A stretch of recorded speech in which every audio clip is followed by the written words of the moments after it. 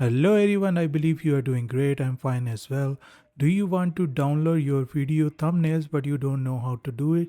Then don't worry, this video is for you, and in this video I will tell you how you can download your YouTube thumbnails free of cost with few simple steps.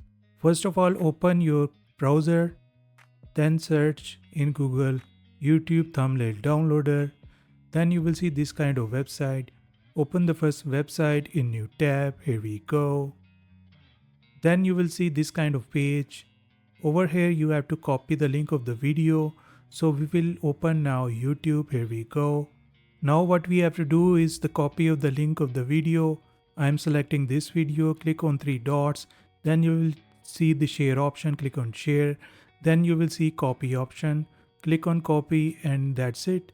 Now you have to go to YouTube thumbnail downloader. Paste the link over here. Here we go. Then click on download. Here we go. Then right click on the picture. You will see save image as. Click on that and then hit save. That's it. So friends, this is how you can download your YouTube video thumbnails free of cost with few simple steps. I believe you learned something new from my video. If you like the video, smash the like button, subscribe my channel for more video like these and click on the bell icon as well. Take care, see you in the next video.